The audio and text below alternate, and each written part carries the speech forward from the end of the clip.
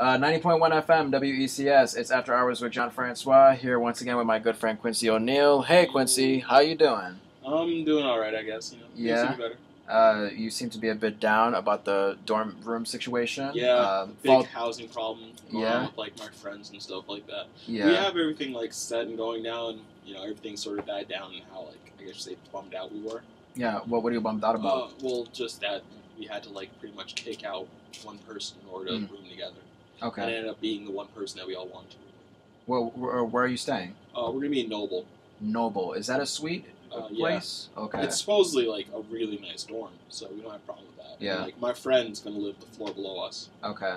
So is it my room? Well, my suite is 5 rooms, 5 single rooms. Is it kind of like that, or is it more? 2 rooms, 2 bedrooms. 2 bedrooms. Yeah, Okay. 2 bedrooms, 2 beds. Okay. And you guys have a kitchen, or? Yep. Cool. You planning on getting Hurley next year, or? Probably not. Yeah. Like, I mean, if I do, I'll probably get like one of the lower meal plans. Yeah. Just in case I have to go, I can get it. Mm-hmm. But I mean, usually I only go to Hurley like once a day anyway. Yeah. I remember when I had Hurley. In the beginning, I was like, "Oh man, I only have the 50 meal plan, which is like $450, a lot of money." So I was thinking, like, all right, 50 meals. The semester is about 3 or 4 months long. I'm obviously gonna need more than 50 meals for the semester. So let me kind of spread it out, Like one day have Hurley, the next day have Subway, the other day dirt from the ground. I don't know. And all of a sudden, come the end of the semester, I have like 10 meals left on my thing because I spread it out so much. So I regret doing that, and I think it's absolutely retarded how they don't like roll over your meals to the next semester. Yeah. Like how it's like, oh my god, if you don't use all your meals during that specific semester, then that's it, you're gone. You totally wasted your money. So that's a crappy dude thing to go through. Yeah. I'm pretty sure like what I'm just gonna end up doing is like my dad's probably waiting to hear this. Yeah. With the whole idea of me just going, okay, you know what? I'll just stock my room up with a bunch of ramen and like lunch meat and stuff like that, and I'll just do that. Yeah, I mean, is it really true? I mean, because there's this big stereotype that college students live on ramen noodles. Is that like an actual true stereotype? Because I don't live on ramen noodles. I don't either. Honestly. Like, I have them, and it's just like if I'm feeling for it, I have it. But it's not like And a roommate from freshman year, like he would literally eat raw spaghetti right in front of me. He'd take a box and he'd just chew it off, like it was. How can you do that? I don't know. He needs to be put to jail for being so abnormal. But yeah, it just kind of like chewing on it like it was a piece of hay. But then again, is hay edible? I don't think so.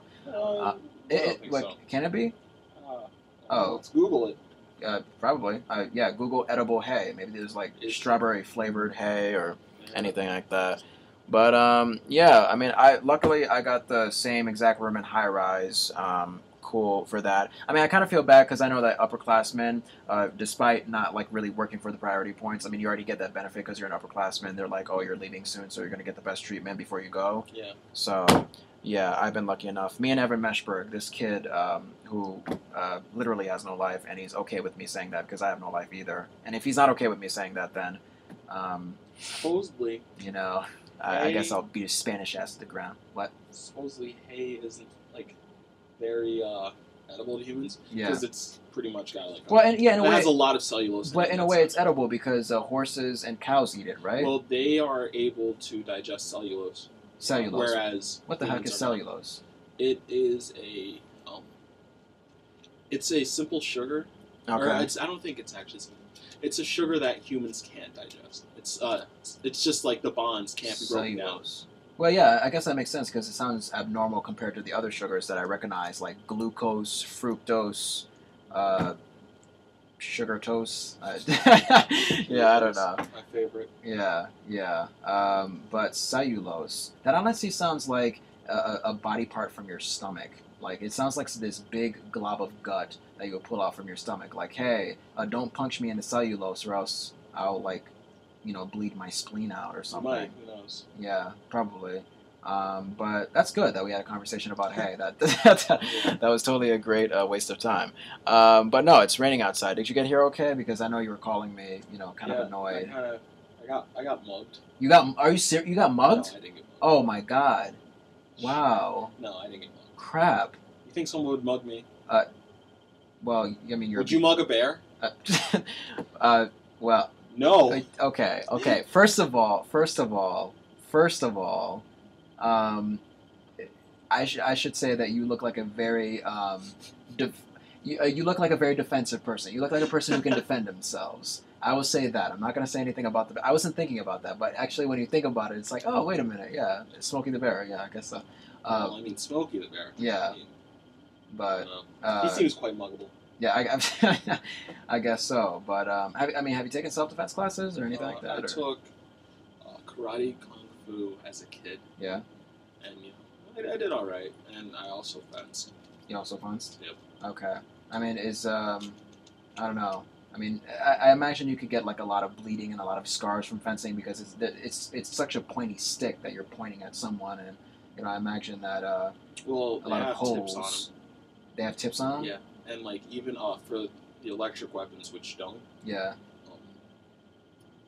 Pretty much the gear that you're wearing can withstand so Yeah. many newtons of force that you're fine. Okay. Wow. Wow. I mean, yeah, sometimes you'll walk away with a bruise, maybe a scrape. Like, I went to a tournament I didn't participate, but I went, watch a tournament maybe like a week ago, I think, actually. Yeah. And this kid got a cut on his hand really bad. Oh my god. He didn't even notice. The adrenaline was rushing through. He didn't feel any pain. He didn't notice he was bleeding. Yeah. I, stopped, because I was scorekeeping. Yeah. I stopped the match and was like, hey, you all right there? And he's like, yeah. And I stop again. I'm like, are you sure you're all right? Mm-hmm. And he's like, yeah. So the person directing was like, oh, wait, why are you asking that? I'm like, his hand. He sees that he's got a big cut up there, and the kid's just like, oh my god, I didn't notice. It kind of reminds me of that scenario where a woman is pregnant, but she doesn't know she's pregnant. Like, that often happens. Mm-hmm. Like, a woman could go through her whole life. Or you mean her whole gestation period? Yeah, whatever that means. What is gestation means? The whole pregnancy without knowing. Carlisle, you're a woman. Tell me what gestation means. Gestation? That's the period from conception. Does it have to do with birth. any sticky substance of any kind? Or? Yes. Yeah, there's a lot of sticky substances in pregnancy. It's disgusting, actually. Pretty much. It's like the period from actually, I don't know. It's the period from, like I said, conception. Yeah. To birth. That's the gestation period. Yeah. Have you ever seen a woman during her gestation period? Like, have you ever actually been up close to see that action happening? Have you seen a pregnant person? I've seen any pregnant person that I've been able gestation. to see. That's so gestation is like a It's pretty scientific much, term yes. of pregnancy. Yes. Oh, why can't they just say pregnancy? Because gestation sounds better. Gestation sounds. And it's pretty much. It sounds like some alien that's like crawling out of your stomach. That's so weird. I don't know. I mean, do you get that feeling? Well, that's just me. I'm too cool to get those feelings. Oh, come on. Well, feelings are good. I mean, feelings are what make us human. Whatever that means. But how about we take a little break with some music? Do you have anything specific you'd like to request, Quincy? Not yet. Not yet? Okay. Well, I'll play something in the meantime, and we'll be right back with more discussion. Any requests that you guys like to hear, 860-456-2164 or facebook.com/JFRA91. How about we get into... Hey, I mean, we're talking about being inspirational and having feelings. Man in the Mirror by Michael Jackson. And honestly, Quincy, you can tell me if you hate that song. I'm fine. Yeah, are you cool with it? Okay. Yeah, so let's just do that. Try to get our spirits uplifted at 12:09 at night, in case for anybody who may not want to look at themselves at the mirror because they think they're too off-putting. Here's to let you know that you're beautiful on the inside and the outside. So, yeah. By the way, I'm totally bullshitting that whole statement right there because I have to. It's radio. I didn't even pay attention to half of it. Yeah, good. Don't pay attention to phoniness, Quincy. That's not you. Can't handle these phonies. Yes, that's not what you were made for. You were made for better things, my friend. So we'll get into that. And Dean's not going to call in with gay remarks, is he? I hope not. Okay, if he does, then I'm waiting for him. Well, I'm actually trying to convince him to come over here, but he said he might not be here till 12. Well, no, he's not going to leave home until 12. Which is stupid. The rain is pretty bad, so we'll see what happens. Yeah. Actually, you know what? Walk this way. I don't want to hear "Man in the Mirror" right now. That's a little bit too homosexual for me, if you know what I'm saying, Dean. I doubt he's listening. We can probably give him a listen. Yeah. He is quite the... Which gives me a great reason to make all these gay jokes about him behind his back. Oh, yeah, him and Philip Lipman? Yeah. Are together? I think they should be. I was about to say, they got hitched? They should get. Yeah? I don't know. I mean... all the gay jokes he makes on your... Oh, yeah, you actually pay attention? Yep. Yeah, he's quite the persistent guy when it comes to the homosexual candor, if that's the right word to use. Like, everyone's always making gay jokes about Dean. You know, Phil makes gay jokes about himself. Yeah. I'm pretty sure. I've heard that he's gay.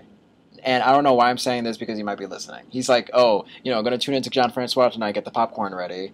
So, but I mean, if he is, that's okay. There's nothing wrong with that. Fine. There's trying to hook him up with Dean. Yeah, exactly. Him and Philip can have the popcorn. They can have the tie-dye shirts, and oh man, those tie-dye shirts. I know. Maybe the popcorn and the tie-dye. Maybe they can make children together. Who knows? Anyways, you might want to hear some Aerosmith. Walk this way. We'll be right back.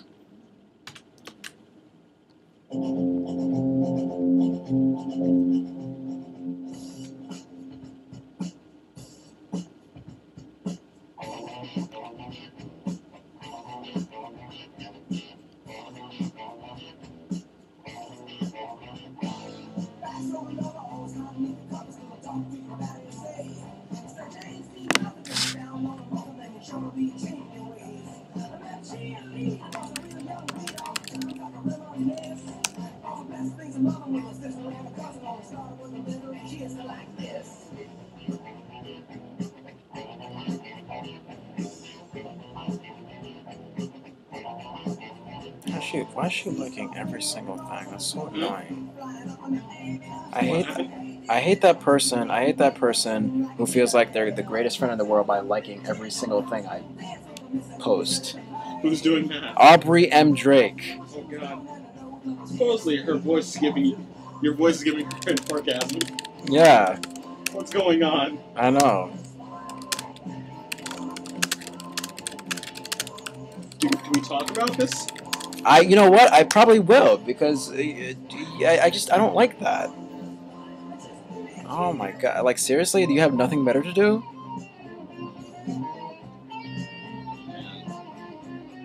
Oh my Lord. Anyway. All right, so let's. Oh crap! We're probably still recording. Oh, this is Beast.